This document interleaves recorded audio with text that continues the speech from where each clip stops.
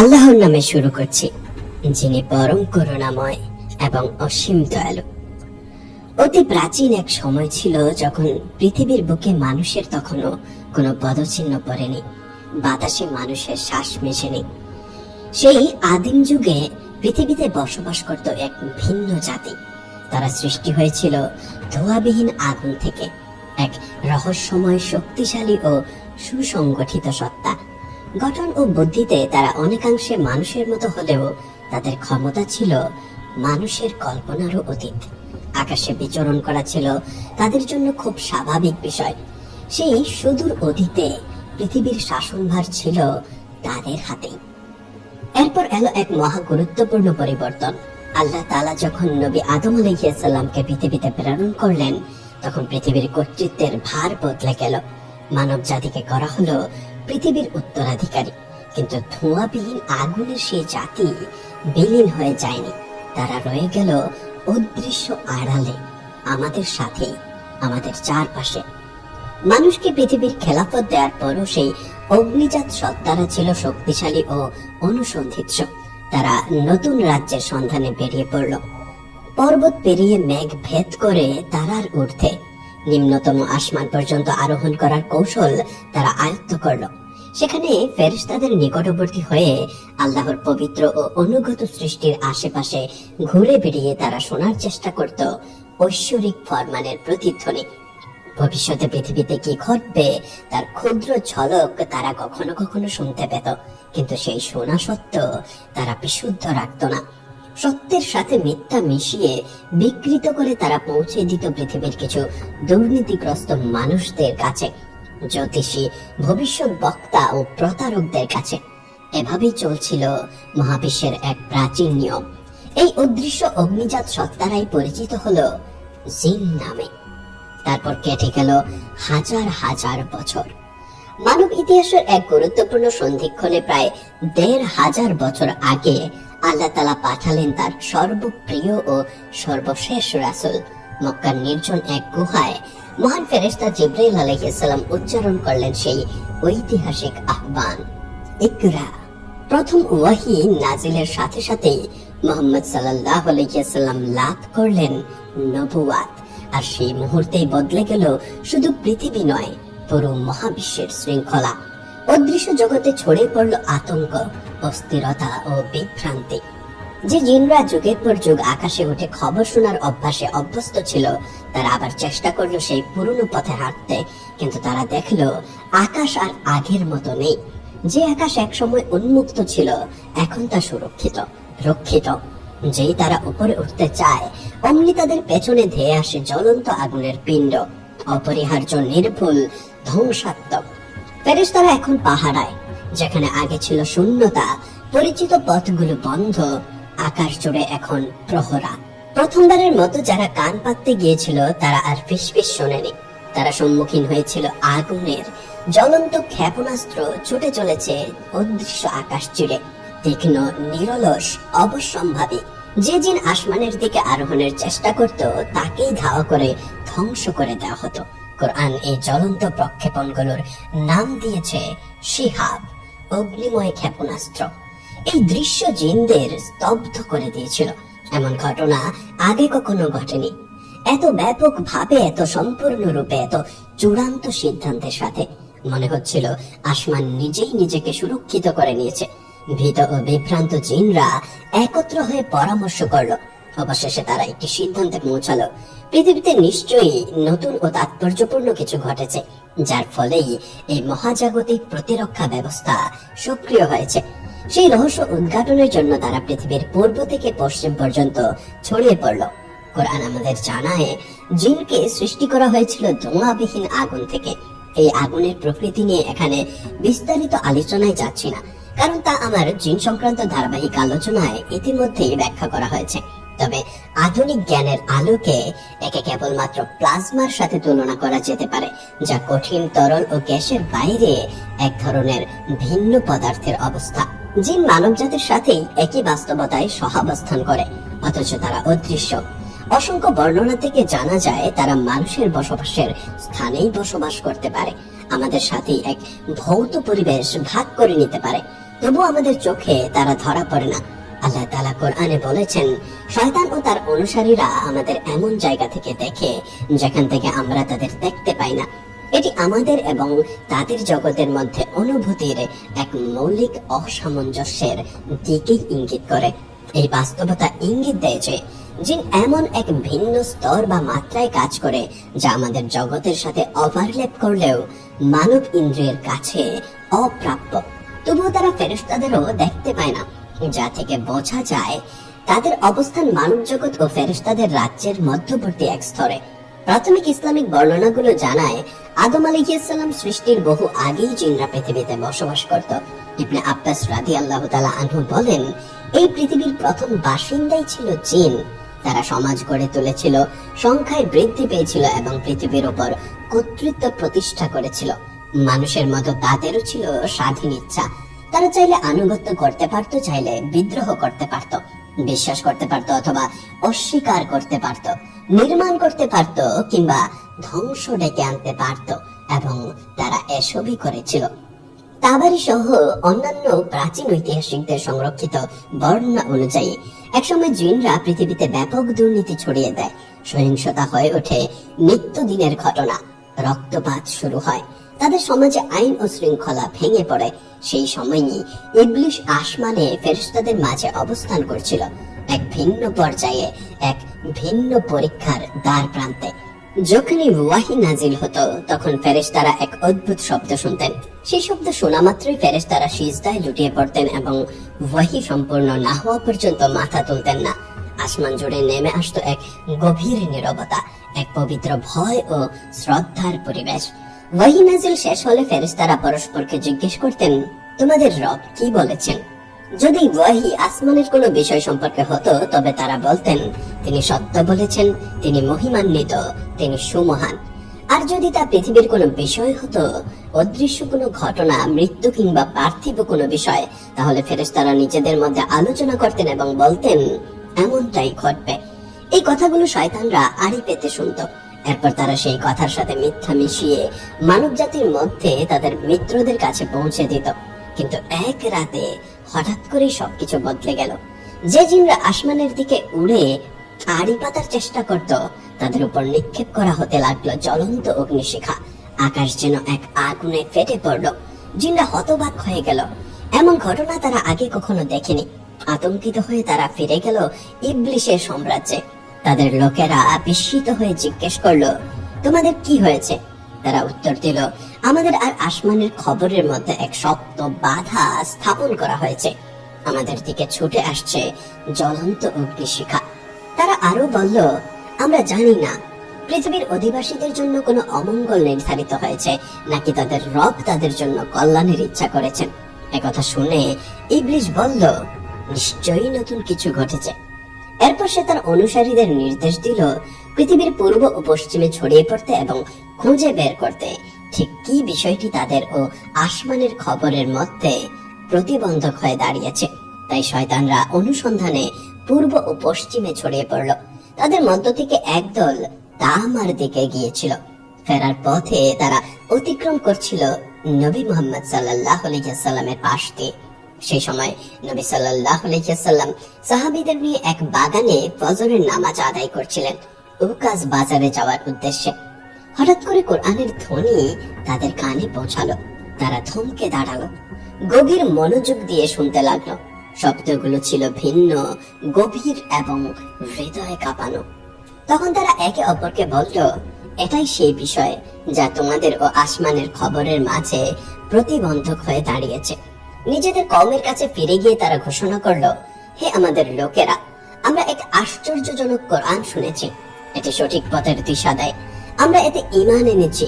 যখন জিনরা নবী মুহাম্মদ সাল্লাল্লাহু আলাইহি ওয়াসাল্লামকে তার সাহাবীদের সঙ্গে নামাজ আদায় করতে দেখলো, তারা এক বিস্ময়কর দৃশ্য প্রত্যক্ষ করলো।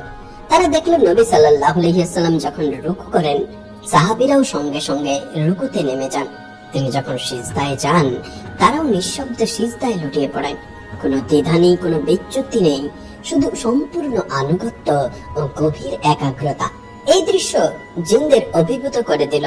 তারা আল্লাহর রাসূলের প্রতি সাহাবীদের নিখুঁত অনুসরণ ও নিখাদ ভক্তি দেখে বিস্ময়ে স্তব্ধ হয়ে গেল। নিজেদের কওমের কাছে ফিরে গিয়ে তারা বলল, যখন আল্লাহর বান্দা এই নবী দাঁড়ান তখন মনে হয় যেন তার চারপাশে সাহাবীরা পাখির ঝাঁকের মতো জড়ো হয়ে গেছে। তার প্রতিটি কাজের প্রতি তারা সম্পূর্ণ অনুগত, প্রতিটি ইশারার প্রতি গভীর মনোযোগী। এটাই ছিল প্রথমবার যখন জিনরা কোরআন শুনেছিল এবং নবী সাল্লাল্লাহু আলাইহি ওয়াসাল্লামকে দেখেছিল। সেই মুহূর্তে নবী সাল্লাল্লাহু আলাইহি ওয়াসাল্লাম তাদের উপস্থিতি জানতেন না, আর তাদের উদ্দেশ্যে বিশেষভাবে কোরআন তেলাওয়াতও করেননি। তারা কেবল শুনেছিল নীরবে গভীর মনোযোগে। এরপর আল্লাহ তাআলা সূরা আল-জিন নাযিল করেন। এই সূরার মাধ্যমে নবী সাল্লাল্লাহু আলাইহি ওয়াসাল্লামকে জানিয়ে দেওয়া হয় জিনদের সেই কথোপকথন ও কোরআন শুনে তাদের প্রতিক্রিয়ার কথা। কোরআন ঘোষণা করে, বলুন হে নবী, আমার কাছে ওয়াহী করা হয়েছে যে জিনদের একটি দল কোরআন শুনছে। এরপর তারা তাদের কওমের কাছে ফিরে গিয়ে বলেছে, নিশ্চয়ই আমরা এক বিস্ময়কর কোরআন তেলাওয়াত শুনেছি। এটি সঠিক পথের দিশা দেয়, তাই আমরা এতে বিশ্বাস করেছি এবং আমরা আমাদের রবের সাথে ইবাদতে কাউকে শরীক করব না। তারপর সেই জিনরা নিজেদের মধ্যে বলতে লাগলো, আমাদের রবের মহিমা অতি উচ্চ। তিনি কোনো স্ত্রী গ্রহণ করেননি, কোনো পুত্রও নেননি। আমাদের মধ্যকার নির্বোধরা আল্লাহ সম্পর্কে চরম অযৌক্তিক কথা বলতো, আর আমরা সেই ভ্রান্তির অনুসরণ করেছিলাম, এই ধারণায় যে মানুষ কিংবা জিন কেউই আল্লাহ সম্পর্কে মিথ্যা বলবে না। রাসূলুল্লাহ সাল্লাল্লাহু আলাইহি ওয়াসাল্লাম জিন সম্পর্কে বলেছেন, রাতে বাইরে যেও না এবং তোমাদের সন্তানদেরকেও বাইরে যেতে দিও না, কারণ শয়তান বা জিন সেই সময় ছড়িয়ে পড়ে। এই হাদিসটি যেমন দেখায়, আমরা জিনের সাথে এই পৃথিবীতে একসাথে বাস করি, যদিও আমরা ভিন্ন দুটি মাত্রায় আছি। তারা এখনো আমাদের ক্ষতি করতে পারে, বিশেষ করে দুর্বল আত্মিক সুরক্ষা সম্পন্ন ব্যক্তিদের। বৈজ্ঞানিক দিক থেকে আমরা খুব শীঘ্রই মাত্রা নিয়ে কথা বলবো। জিন মানব জাতির অনেক আগে সৃষ্টি হয়েছিল এবং পৃথিবীতে স্থাপিত প্রথম সত্তা ছিল।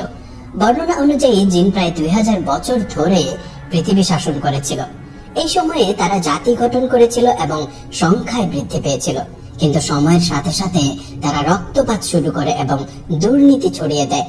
সহিংসতা, যুদ্ধ এবং ধ্বংস পৃথিবী গ্রাস করে ফেলে। তখন আল্লাহ ফেরেশতাদেরকে তাদের শাস্তি দেওয়ার জন্য পাঠান। ফেরেশতারা বেশিরভাগ জিনকে ধ্বংস করে দেয়, বাকিদের সমুদ্র, পর্বত এবং জনশূন্য স্থানে তাড়িয়ে দেওয়া হয়। সেদিন থেকে জিনদের মানুষের চোখে অদৃশ্য এক লুকোনো মাত্রায় বসবাস করতে বাধ্য করা হয়। কোরআনে আল্লাহ বলেন, আমি জিন ও মানবকে শুধুই আমার ইবাদতের জন্য সৃষ্টি করেছি। এটি দেখায় যে মানুষের মতোই জিনও ইবাদতের জন্যই দায়ী। তাদের মধ্যে মুসলিম এবং অবিশ্বাসী উভয়ই আছে। তাদের একটি আকর্ষণীয় গুণ হলো তাদের দীর্ঘ জীবন। বেশিরভাগ জিন শত শত বছর বাঁচে এবং কিছু হাজার হাজার বছর বাঁচে। এই কারণে তারা অতীত সম্পর্কে অনেক জ্ঞান ধারণ করে, কিন্তু যেহেতু তারা অনেক মিথ্যা কথা বলে, তাই তাদের বিশ্বাস করা যায় না। কিছু জিন ভিন্ন রূপ ধারণ করতে পারে। ইবনে তাইমিয়াহ বলেছেন যে জিন মানুষ এবং প্রাণীর রূপ ধারণ করতে পারে, যেমন সাপ বা বিচ্ছু, এমনকি ঘোড়া বা পাখির রূপও ধারণ করতে পারে। এটিও উল্লেখ করা হয়েছে যে তারা প্রায়শই কালো কুকুর বা কালো বিড়াল হিসেবে আবির্ভূত হয়।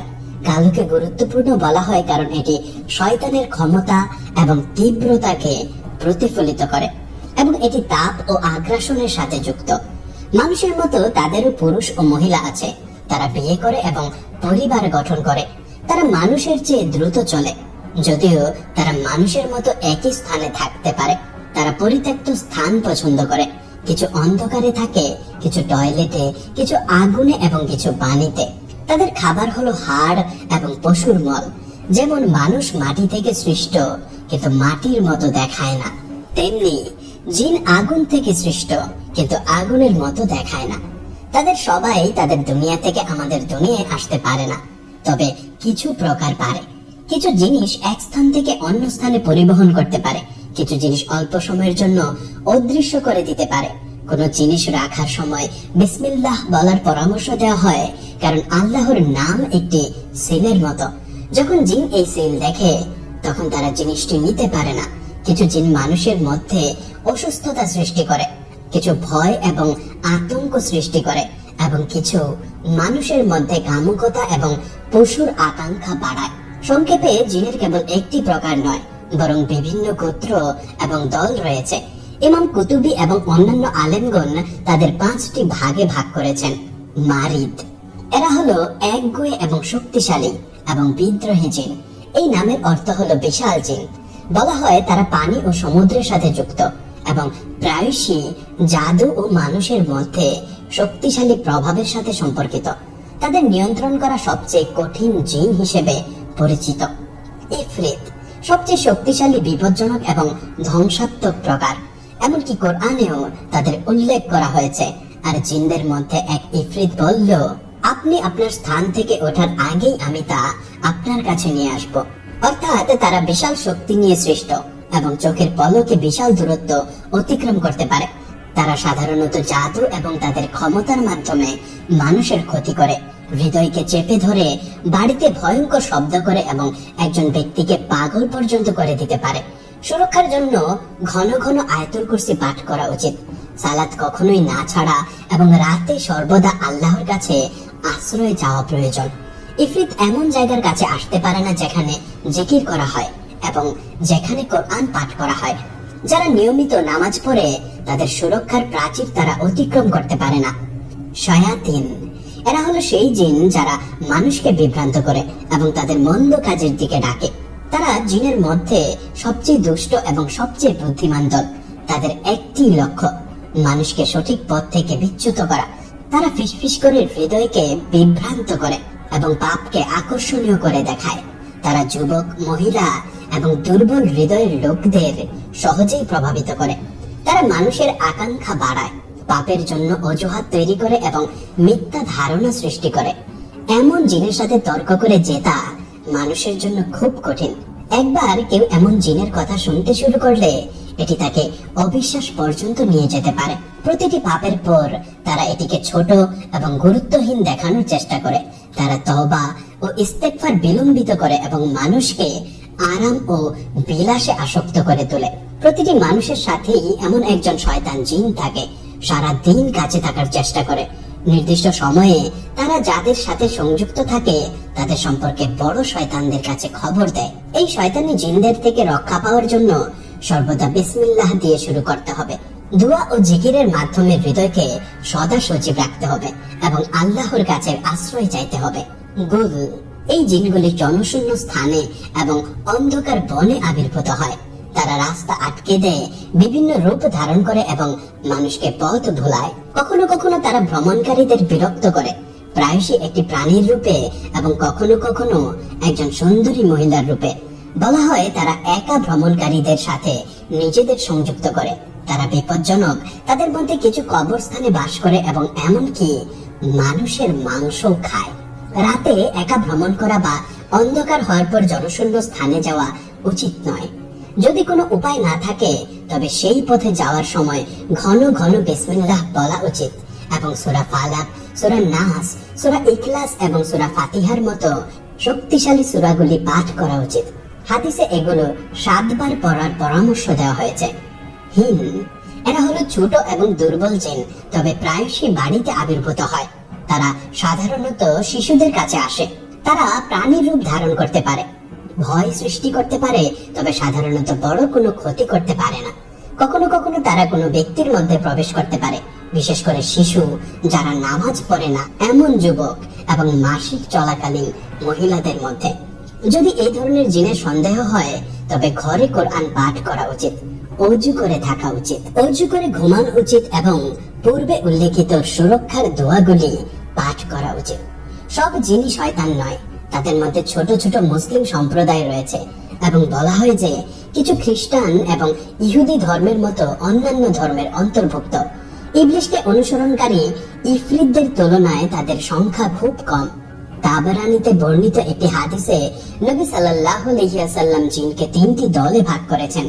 এক প্রকার ডানার সাহায্যে বাতাসে ওড়ে, এক প্রকার সাপ ও বিচ্ছু এবং এক প্রকার ঘুরে বেড়ায় ও বিভিন্ন স্থানে বসতি স্থাপন করে। ইফরিতরা খুব দ্রুত এবং ধ্বংসাত্মক হলেও তাদেরও সীমাবদ্ধতা আছে। তারা উঠতে পারে কিন্তু নির্দিষ্ট দূরত্ব অতিক্রম করতে পারে না।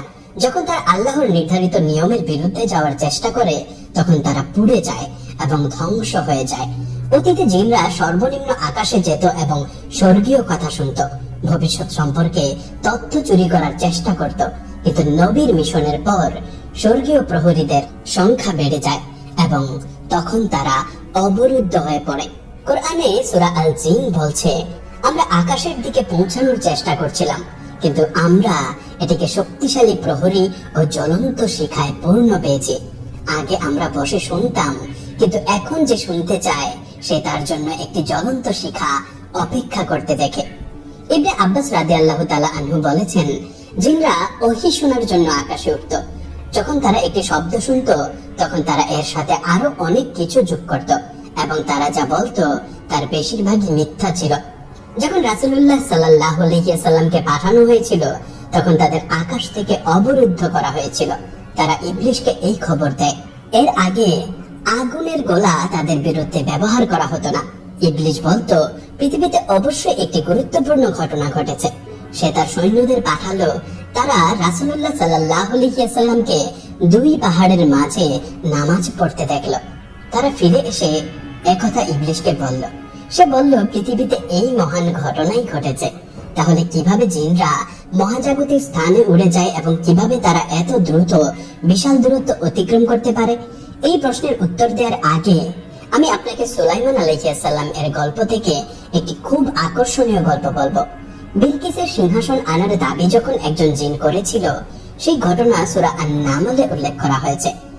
একজন জিন বলল, আমি এটি আপনার কাছে নিয়ে আসব আপনার বসার স্থান থেকে ওঠার আগে। নিশ্চয়ই আমি এই কাজের জন্য শক্তিশালী এবং বিশ্বস্ত। অন্য একজন যার কিতাবের জ্ঞান ছিল সে বলল, আমি চোখের পলকে এটি আপনার কাছে নিয়ে আসব। যখন সুলাইমান সিংহাসনটি তার সামনে দৃঢ়ভাবে স্থাপিত দেখলেন তখন তিনি বললেন, এটি আমার রবের অনুগ্রহ। আধুনিক পদার্থবিজ্ঞানের দৃষ্টিকোণ থেকে এই ঘটনা আকর্ষণীয় সম্ভাবনা খুলে দেয়। ভৌত জগতে আইনস্টাইনের আপেক্ষিকতা অনুসারে আলোর গতিকে সর্বোচ্চ গতিসীমা বলে মনে করা হয়, কিন্তু জিনের বর্ণনা আমাদের ভাবতে বাধ্য করে যে তারা মানুষের মতো একই ভৌত সীমাবদ্ধতা দ্বারা আবদ্ধ নয়। ধূম্রহীন আগুন থেকে সৃষ্ট হওয়ার ধারণাটি তাদের শক্তিভিত্তিক সত্তা হওয়ার সাথে মিলে যায়। এই ধরনের সত্তার ঐতিহ্যবাহী অর্থে ভর নাও থাকতে পারে এবং তারা আপেক্ষিকতা দ্বারা নির্ধারিত সীমানা অতিক্রম করতে সক্ষম বলে মনে হতে পারে। যদি জিন শক্তি বা প্লাজমার মতো সত্তা হয় তবে তারা এমন রাজ্যে চলাচল করতে পারে যেখানে কোয়ান্টাম বা আপেক্ষিকতা আমাদের ভৌত জগতের চেয়ে ভিন্নভাবে কাজ করে। এটি তাদের যান্ত্রিক গতিবিধি থেকে স্বাধীনভাবে খুব দূরবর্তী স্থানে তাৎক্ষণিকভাবে ভ্রমণ করা সম্ভব করে তুলতে পারে। আকাশের বিশালতায় অসংখ্য লোকনুপথ রয়েছে। এটি দেখায় যে আকাশ বিশৃঙ্খল নয়, বরং মূল এবং নেটওয়ার্ক দ্বারা বোনা। এই পথগুলির কিছু অন্যান্য আকাশে নিয়ে যায় যখন কিছু আবার পৃথিবীর সাথে সংযুক্ত হয়। আলী রাদিয়াল্লাহু তাআলা আনহু একবার বলেছিলেন, আমি পৃথিবীর পথগুলির চেয়ে আকাশের পথগুলি ভালোভাবে জানি।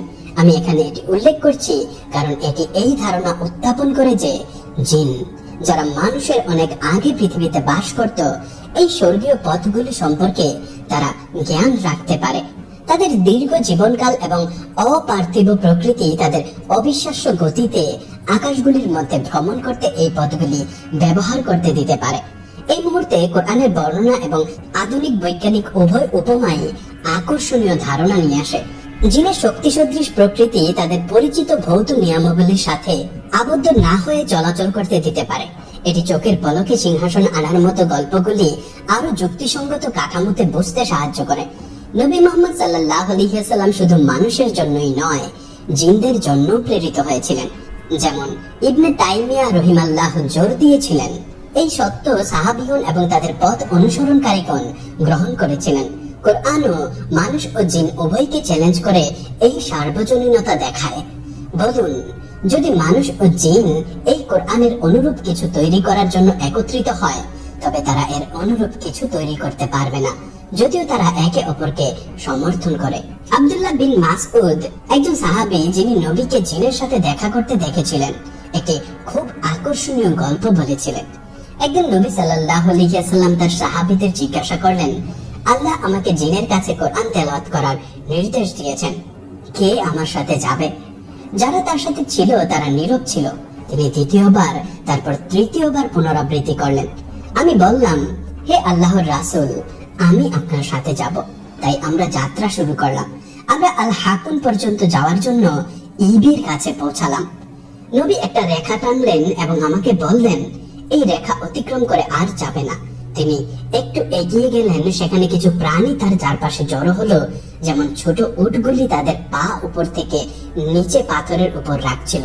তারা হাঁটছিল তাদের ছোট ডুগডুগি বাজিয়ে, যেমন মহিলারা তাদের কানে তালা বাজায়। অবশেষে তারা তাকে এত কাছ থেকে ঘিরে ফেললো যে আমি তাকে আর স্পষ্ট করে দেখতে পাচ্ছিলাম না। আমি তার হাত ধরে উঠে দাঁড়ালাম। তিনি আমাকে বসতে ইঙ্গিত দিলেন। যখন তিনি কোরআন তেলাওয়াত করছিলেন, তার কণ্ঠস্বর আরো জোরালো হলো। অবশেষে আমি তাদের দেখা পেলাম না। যখন আল্লাহর বান্দা মুহাম্মদ সাল্লাল্লাহু আলাইহি ওয়াসাল্লাম ইবাদত করার জন্য দাঁড়ালেন, তখন জিনরা কোরআন শোনার জন্য প্রায় তাকে ঘিরে ফেলল। যখন রাসূল ফিরে এলেন, তিনি আমাকে জিজ্ঞাসা করলেন, তুমি কি আসতে চেয়েছিলে? আমি বললাম, হ্যাঁ। হ্যাঁ আল্লাহর রাসূল। তিনি বললেন, এমনটা হওয়া উচিত ছিল না। এরা ছিল জিন যারা কোরআন শুনতে এসেছিল। তারপর তারা তাদের লোকদের কাছে ফিরে গেল এবং তাদের ভীতিকর রূপে সতর্ক করলো। জিনরা তাদের লোকদের কাছে ফিরে গিয়ে বলল, নিশ্চয়ই আমরা একটি চমৎকার তেলাওয়াত শুনেছি যা সত্যের দিকে পরিচালিত করে এবং আমরা এতে বিশ্বাস করেছি। আমরা কখনোই আমাদের রবের সাথে কাউকে শরীক করব না এবং আমাদের মূর্খ ইবলিশ আল্লাহ সম্পর্কে ভুল কথা বলেছে। সহিহ বুখারীতে আবু হুরায়রা রাদিয়াল্লাহু আনহু বর্ণনা করেছেন যে নবী সাল্লাল্লাহু আলাইহি ওয়াসাল্লাম বলেছেন, ইয়েমেনের নাজ অঞ্চল থেকে একদল জিন আমার কাছে এসেছিল। তারা কি চমৎকার জিন ছিল! তারা আমার কাছে আহার চাইল, তাই আমি আল্লাহর কাছে দোয়া করলাম এবং সেই সময় থেকে তাদের আহার প্রতিটি হাড় এবং প্রতিটি বিষ্ঠার মধ্যে রাখা হয়েছিল। আব্দুল্লাহ ইবনে আমর রাদিয়াল্লাহু তাআলা আনহু বর্ণনা করেছেন যে আল্লাহ সৃষ্টিকে 10 ভাগে ভাগ করেছেন। 9 ভাগ ছিল ফেরেশতাদের থেকে এবং 1 ভাগ ছিল অন্যান্য প্রাণী থেকে। ফেরেশতাদের 10 ভাগে ভাগ করা হয়েছিল। তাদের 9 ভাগ ক্রমাগত আল্লাহর তাসবিহ করে এবং 1 ভাগ ছিল নবুয়াতের জন্য। অন্যান্য প্রাণীদেরকে 10 ভাগে ভাগ করা হয়েছিল। 9 ভাগ ছিল জিনদের থেকে এবং 1 ভাগ ছিল মানব জাতি থেকে। মানব জাতিকে 10 ভাগে ভাগ করা হয়েছিল। 9 ভাগ ছিল ইয়াজুজ ও মাজুজ থেকে এবং 1 ভাগ ছিল অন্যান্য সমস্ত মানুষ থেকে। রাসূলুল্লাহ সাল্লাল্লাহু আলাইহি ওয়াসাল্লাম বলেছেন, যখন তোমাদের মধ্যে কেউ খায়, সে যেন তার ডান হাত দিয়ে খায়। যখন সে পান করে, সে যেন তার ডান হাত দিয়ে পান করে, কারণ শয়তান তার বাম হাত দিয়ে খায় এবং তার বাম হাত দিয়ে পান করে। তিনি আরো বলেছেন, যখন কোনো ব্যক্তি তার বাড়িতে প্রবেশ করে এবং প্রবেশ করার সময় এবং খাওয়ার সময় আল্লাহর নাম উচ্চারণ করে, তখন শয়তান বলে, তোমার জন্য এখানে কোনো আশ্রয় নেই এবং কোনো খাবার নেই। কিন্তু যদি সে আল্লাহর নাম উচ্চারণ না করে প্রবেশ করে, তখন শয়তান বলে, তুমি থাকার জায়গা এবং খাবার উভয়ই পেয়েছ। এই বর্ণনাগুলি দেখায় যে জিনরা মানুষের মতো খায় এবং পান করে। আল্লাহর নাম উচ্চারণ না করে খাওয়া খাবার শয়তানদের অংশ হয়ে যায়। জিনরা মানুষের মতো বিয়ে করে এবং পারিবারিক জীবন যাপন করে। আল্লাহর স্মরণ মানুষকে এবং তাদের বাড়িঘরকে শয়তানদের থেকে রক্ষা করে। নবী সাল্লাল্লাহু আলাইহি ওয়াসাল্লাম বিশ্বাসী জিনদের আল্লাহর নামে জবাই করা পশুর হাড় খেতে অনুমতি দিয়েছিলেন, কিন্তু তিনি আল্লাহর নাম উল্লেখ না করে জবাই করা পশুর মাংস খেতে নিষেধ করেছিলেন, কারণ এমন খাবার অবিশ্বাসকারী জিন এবং শয়তানদের জন্য আহার হয়ে যায়। তখন নবী সাল্লাল্লাহু আলাইহি ওয়াসাল্লাম মানুষদের দিকে ফিরে বলতেন, অতএব তোমরা নিজেদের পরিষ্কার করার জন্য হাড় এবং বিষ্ঠা ব্যবহার করো না, কারণ তারা তোমাদের জিন ভাইদের এবং তাদের প্রাণীদের জন্য আহার। এই বর্ণনাটি দেখায় যে জিনরা মানুষের মতো খায় এবং পান করে এবং এমনকি প্রাণীও রাখে যাদের খাবারের প্রয়োজন হয়। জিন বিবাহের লক্ষণ। জিনদের বিবাহ করার লক্ষণও রয়েছে। সূরা রহমানের জান্নাতের সঙ্গিনীদের সম্পর্কে আয়াতগুলো থেকে আলেমগণ প্রমাণ গ্রহণ করেন। সেখানে থাকবে নারীরা যারা তাদের স্বামীদের প্রতি দৃষ্টি নিবদ্ধ রাখবে, যাদেরকে পূর্বে কোনো মানুষ বা জিন স্পর্শ করেনি। এই আয়াতটি স্পষ্টভাবে দেখায় যে মানুষ এবং জিন উভয় এমন সত্তা যারা যৌন সম্পর্ক স্থাপন করতে পারে। আব্দুল্লাহ ইবনে মাসউদ রাদিয়াল্লাহু তাআলা আনহু বলেছেন, একদল লোক একদল জিনের পূজা করত। পরে সেই জিনের দলটি ইসলাম গ্রহণ করে, কিন্তু লোকেরা তাদের পূজা চালিয়ে যায়। তখন আল্লাহ এই আয়াতটি নাজিল করেন, বলুন, তোমরা আল্লাহ ছাড়া যাদেরকে আহ্বান করো, তারা তোমাদের কোনো ক্ষতি দূর করার ক্ষমতা রাখে না বা তা পরিবর্তন করার ক্ষমতাও রাখে না। সূরা ইসরা আয়াত 56। এই আয়াতটি ঘোষণা করে যে যাদের পূজা করা হয়েছিল সেই জিনদের কোনো ক্ষমতা ছিল না এবং তারা কোনো উপকার বা ক্ষতি করতে পারত না। আবু সাঈদ আল খুদরি রাদিয়াল্লাহু তাআলা আনহু একটি চাঞ্চল্যকর গল্প বলেছেন। একদিন আবু সাঈদ নামাজ পড়ছিলেন, তার বন্ধু তার শেষ করার জন্য অপেক্ষা করছিলেন। সেই মুহূর্তে তিনি খাটের নিচে নড়াচড়ার শব্দ শুনলেন এবং একটি সাপ দেখতে পেলেন। তিনি অবিলম্বে এটিকে মারতে চাইলেন, কিন্তু আবু সাঈদ তখনও নামাজে থাকা অবস্থায় তাকে থামতে ইঙ্গিত দিলেন। শেষ করার পর তিনি বললেন, তুমি কি সত্যি সেই বাড়িটি দেখেছো? তার বন্ধু বলল, হ্যাঁ। আবু সাঈদ চালিয়ে গেলেন। সেখানে একজন যুবক থাকতো। সে সবেমাত্র বিয়ে করেছিল। খন্দকের যুদ্ধের সময় সে নবী সাল্লাল্লাহু আলাইহি ওয়াসাল্লামের কাছে তার স্ত্রীর সাথে দেখা করার অনুমতি চেয়েছিল। নবী তাকে অনুমতি দিলেন, কিন্তু তাকে তার অস্ত্র বহন করতে বললেন, কারণ বনু কুরাইজা থেকে আক্রমণ হতে পারে।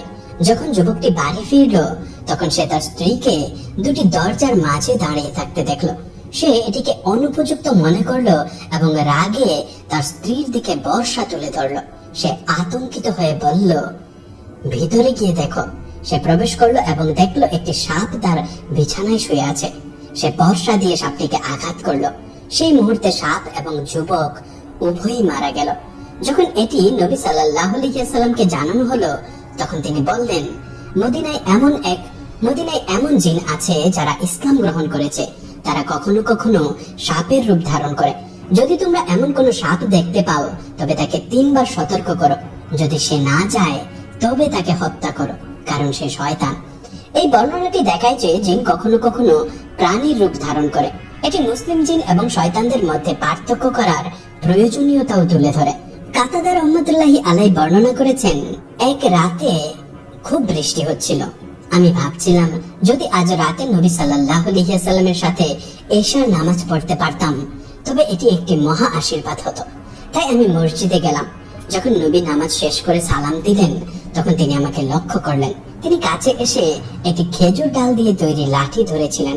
তিনি জিজ্ঞাসা করলেন, হে কাতাদা, এই সময়ে তোমাকে এখানে কি নিয়ে এসেছে?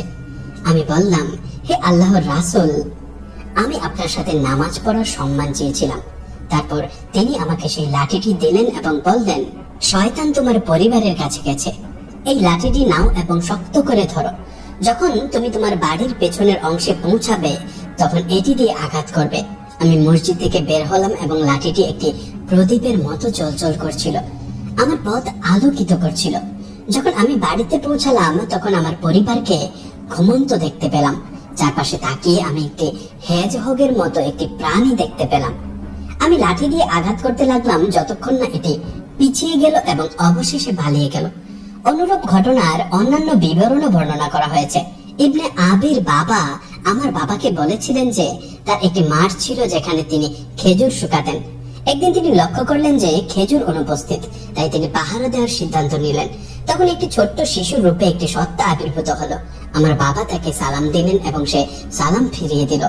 আমার বাবা জিজ্ঞাসা করলেন, তুমি কি মানুষ নাকি জিন? সে বলল, আমি জিন। সে তার হাত প্রসারিত করলো এবং এটি একটি কুকুরের পায়ের মতো দেখতে ছিল এবং চুলে ঢাকা ছিল। আমার বাবা জিজ্ঞাসা করলেন, সব জিন কি এমন ভাবে সৃষ্ট? সে উত্তর দিল, জিনদের মধ্যে আমার চেয়ে শক্তিশালী কেউ নেই। আমার বাবা তাকে জিজ্ঞেস করলেন, কি তাকে এমনটা করতে বাধ্য করেছে? সে উত্তর দিল, আমরা শুনেছি যে আপনি একজন দানশীল ব্যক্তি, তাই আমরা আপনার খাবার থেকে একটি অংশ নিতে চেয়েছিলাম। আমার বাবা জিজ্ঞাসা করলেন, তাহলে আমরা তোমাদের থেকে নিজেদের রক্ষা করব কিভাবে?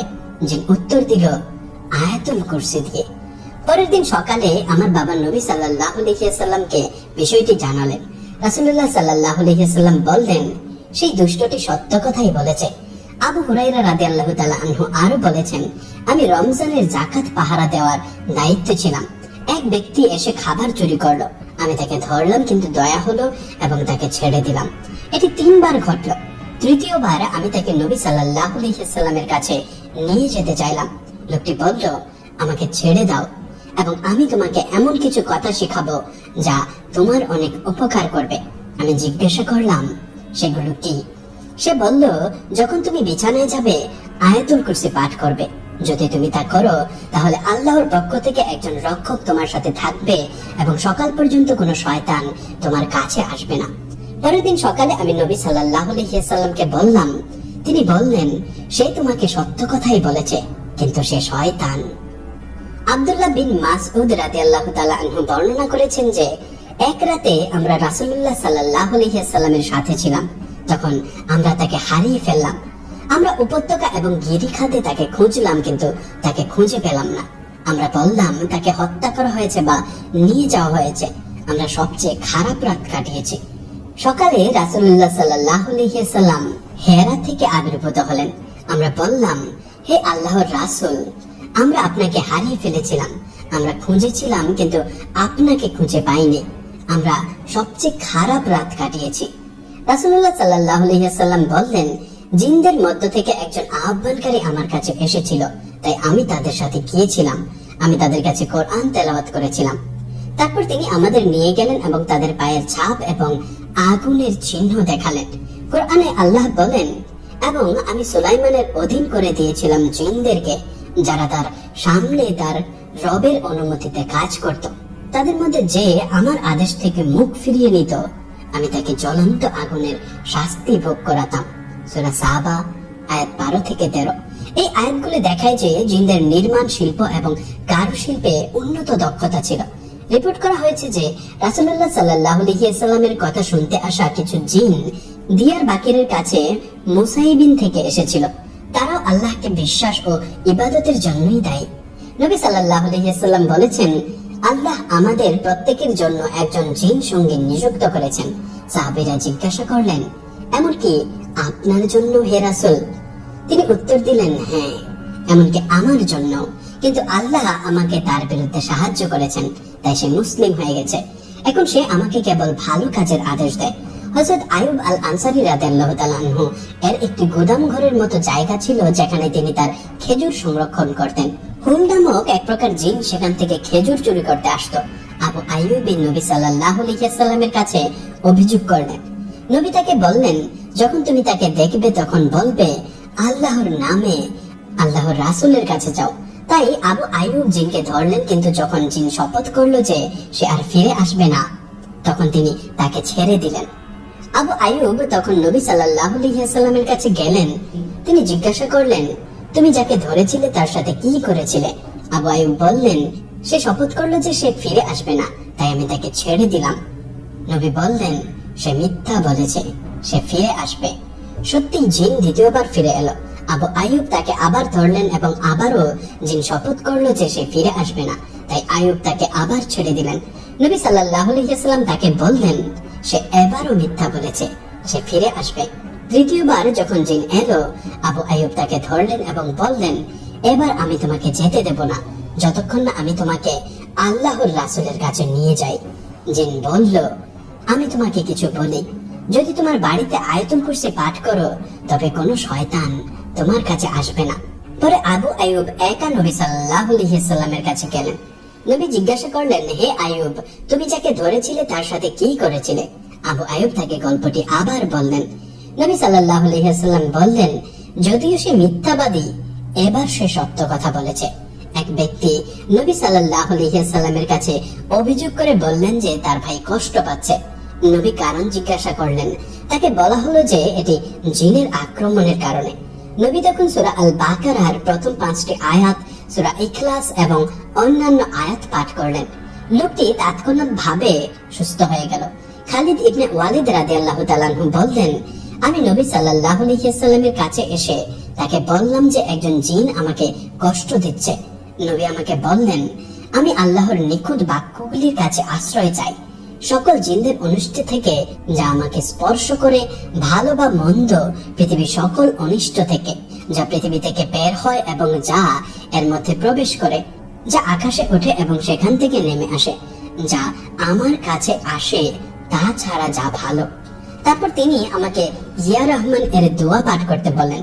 আমি তা পাঠ করলাম এবং আমি রোগ থেকে সুস্থ হয়ে গেলাম। কোরআনে উল্লেখ করা হয়েছে যে নবী মুহাম্মদ সাল্লাল্লাহু আলাইহি ওয়াসাল্লামের শত্রুরা তাকে জাদু বা জিনের প্রভাবে থাকার অভিযোগ করেছিল।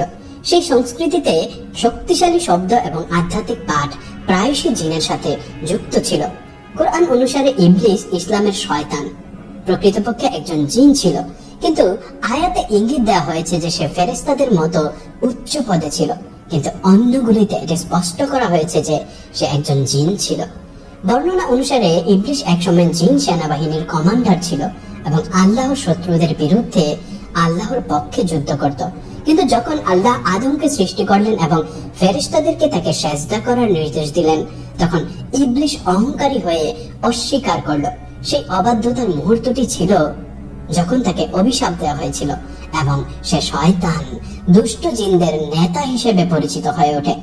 ইসলামে ইবলিস খ্রিস্টান ধর্মের মতো নয়, সে প্রতিদ্বন্দ্বী দেবতা বা আল্লাহর সমান নয়। সে কেবল দুষ্ট জিনদের রাজা, যারা মানব জাতিকে বিপথে চালিত করে। জিন অদৃশ্য, আধ্যাত্মিক এবং ভূতের মতো হওয়ায় অনেক সংস্কৃতি তাদের নিজস্ব আত্মা এবং পৌরাণিক সত্তার সাথে সহজেই সংযুক্ত করেছে। এই কারণে জিনদের বিশ্বাস অনেক ভিন্ন সংস্কৃতিতে ভিন্নভাবে স্থান পেয়েছে। আধুনিক সৌদি আরবে প্রাচীন নাবাতীয় সাম্রাজ্যের মাদান সালিহ এর ধ্বংসাবশেষ দীর্ঘকালীন ধরে জিনদের স্থান বলে বিশ্বাস করা হয়। বর্ণনা অনুসারে যখন নবী মুহাম্মদ সাল্লাল্লাহু আলাইহি ওয়াসাল্লাম সেখান দিয়ে যাচ্ছিলেন, তখন তিনি তার মুখ ঢেকে দ্রুত হেঁটেছিলেন এবং তার সঙ্গীদের সেখানে এড়াতে সতর্ক করেছিলেন।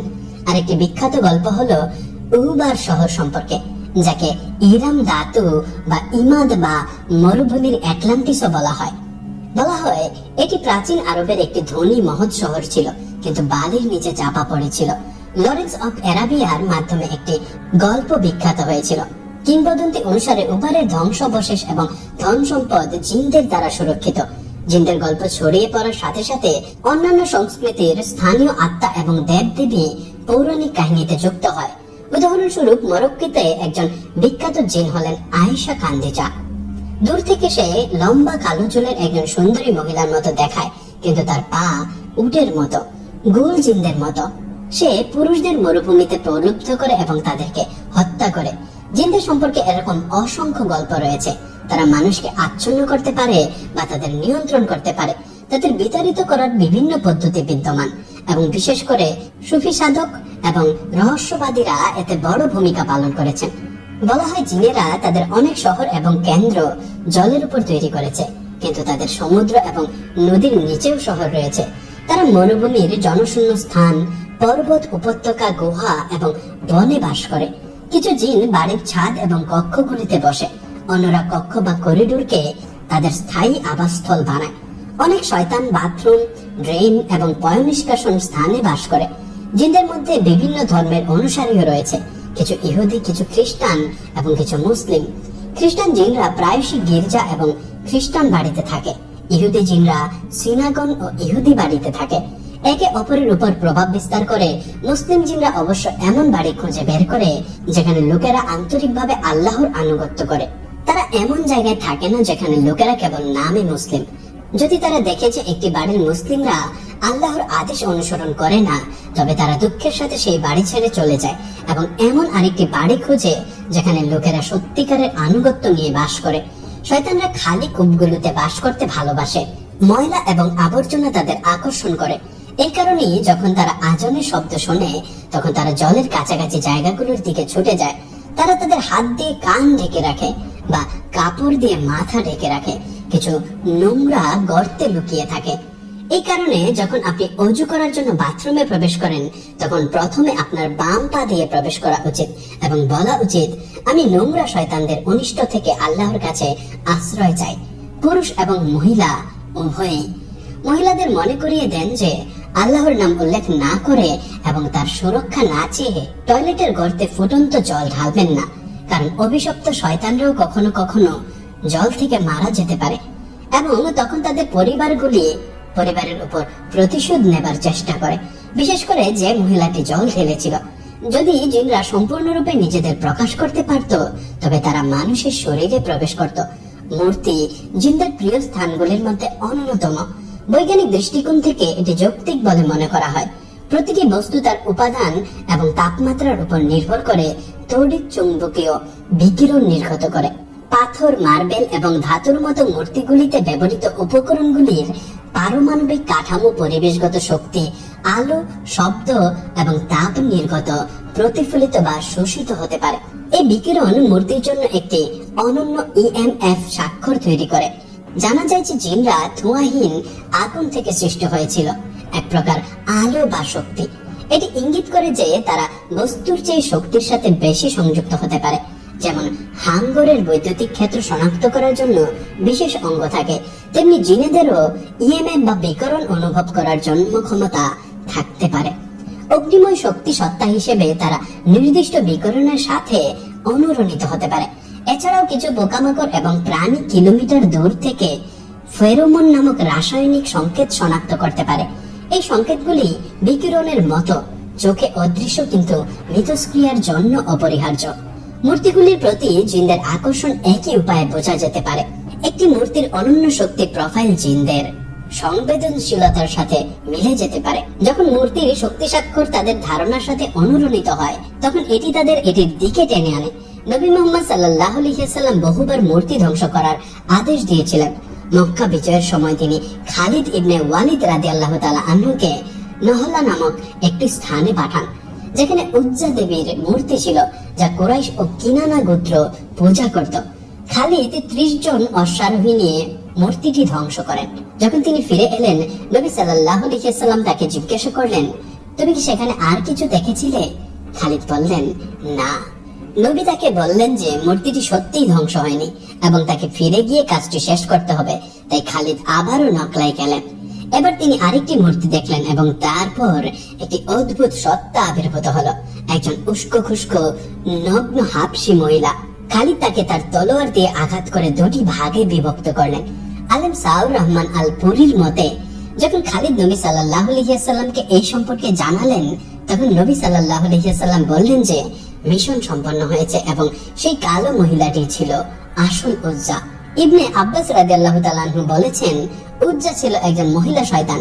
এটি স্পষ্টভাবে শয়তান এবং মূর্তিগুলির মধ্যে সংযোগ দেখায়। এটিও রিপোর্ট করা হয়েছে যে লোকদের রুম খালি রাখার বিষয়ে সতর্ক হওয়া উচিত। যদি একটি রুম খালি রাখা হয়, শয়তানরা তা পূরণ করতে পারে। এই সতর্কতা সহিহ মুসলিমের একটি হাদিস থেকে এসেছে, যেখানে নবী সাল্লাল্লাহু আলাইহি ওয়াসাল্লাম বলেছেন, প্রথম রুমটি পুরুষের জন্য, দ্বিতীয় রুমটি মহিলার জন্য তার স্ত্রীর জন্য, তৃতীয়টি মেহমানের জন্য এবং চতুর্থটি শয়তানের জন্য। জিনদের জীবন মানুষের জীবনের সাথে খুব সাদৃশ্যপূর্ণ। তাদের ভালোবাসা ও ঘৃণা, চুক্তি ও সংঘাত, বন্ধুত্ব ও শত্রুতা রয়েছে। তাদের সুখের ধারণা এবং তাদের সামাজিক রীতিনীতি এক গোষ্ঠী থেকে অন্য গোষ্ঠীতে, এক পরিবার থেকে অন্য পরিবারে, শহর থেকে শহরে এবং এমনকি দেশ থেকে দেশে পরিবর্তিত হয়। জিনদের গর্ভধারণ মানুষের চেয়ে দীর্ঘ। এটি 15 মাস পর্যন্ত স্থায়ী হতে পারে। তারা সাধারণত 7 থেকে 9টি সন্তান একবারে জন্ম দেয়, যদিও কিছু ক্ষেত্রে সংখ্যাটি 12 পর্যন্ত পৌঁছাতে পারে। মানুষ এবং জিনের মধ্যে বিবাহ প্রায় অসম্ভব বলে মনে করা হয়, কারণ তাদের সৃষ্টির মধ্যে বিশাল পার্থক্য রয়েছে। আল্লাহ কোরআনে বলেছেন, আর তার নিদর্শনাবলীর মধ্যে এটিও যে তিনি তোমাদের জন্য তোমাদের মধ্য থেকে যুগল সৃষ্টি করেছেন, যাতে তোমরা তাদের মধ্যে প্রশান্তি লাভ করতে পারো, এবং তিনি তোমাদের মধ্যে ভালোবাসা ও দয়া স্থাপন করেছেন। এই আয়াতটি মানুষ এবং জিন উভয়ের জন্যই প্রযোজ্য। মানুষকে মানব সঙ্গী দেওয়া হয় এবং জিনকে জিন সঙ্গী দেওয়া হয়। ইবনে তাইমিয়া রাহমাতুল্লাহি আলাইহি বর্ণনা করেছেন যে একজন জিনের পক্ষে মানুষের রূপ ধারণ করে মানুষকে বিয়ে করা তাত্ত্বিকভাবে সম্ভব, কিন্তু জৈবিক পার্থক্যের কারণে সন্তানের জন্ম অসম্ভব। এই বিষয়ে প্রকৃত সত্য কেবল আল্লাহই জানেন। তিনি জানেন কি সম্ভব আর কি সম্ভব নয়। জিনদের আমরা যা শক্তি বলি তা থেকে সৃষ্টি করা হয়েছে। তারা সেই বর্ণালীর অংশ যাকে পদার্থবিজ্ঞানীরা শক্তি বলে। এটি এমনকি অমুসলিম ভূত শিকারীদের দ্বারা তৈরি তথ্যচিত্রেও দেখা যায়।